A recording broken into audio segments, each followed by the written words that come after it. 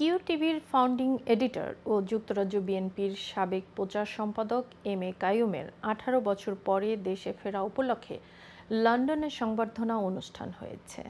যুক্তরাজ্যে জাতীয়তাবাদী পরিবারের পক্ষ থেকে পূর্ব লন্ডনের একটি রেস্টুরেন্টে আয়োজিত অনুষ্ঠানে সভাপতিত্ব করেন স্বেচ্ছাসেবক দলের নাসির আহমেদ শাহীন।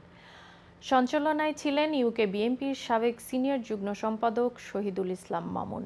অনুষ্ঠানে অতিথি হিসেবে বক্তব্য রাখেন আবুল কালাম আজাদ, কামাল উদ্দিন, গোলাম রাব্বানী সোহেল, খসরুজ্জামান খসরু, দেওয়ান মুকাদ্দেম চৌধুরী, নিয়াজ সহ আরও অনেকে। বক্তারা বলেন, এম এ কাইয়ুম যুক্তরাজ্য বিএনপির প্রচার সম্পাদক হিসেবে দায়িত্ব পালনকালে দক্ষতা ও নিষ্ঠার পরিচয় দিয়েছে। মায়ের অসুস্থতার খবরে তাকে জরুরি ভিত্তিতে দেশে যেতে হচ্ছে।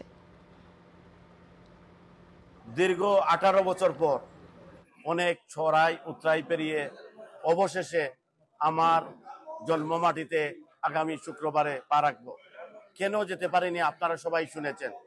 আমি বাংলাদেশ জাতীয়তাবাদী ছাত্রদল থেকে যুক্তরাজ্য বিএনপির প্রচার সম্পাদক 2013 সালে যখন আমাদের ভারপ্রাপ্ত চেয়ারম্যান তারেক রহমান যুক্তরাজ্যে ইউরোপিয়ান প্রথম প্রতিনিধি সভা করেন, সেই প্রতিনিধি সভাটি আমি নিউহাম বিএনপির সাধারণ সম্পাদক হিসাবে পরিচালনা করি। সেই সুবাদে এই তৎকালীন সরকারের টিকটিকিরা আমার নাম বাংলাদেশ হাইকমিশন সহ বিভিন্ন জায়গায় নাম এবং মামলা হামলা সহ নানা অস্থিরতার শিকার হয়েছি, যেতে পারিনি। আমার বাবাকে 2013 সালে হারিয়েছি, যেতে পারিনি।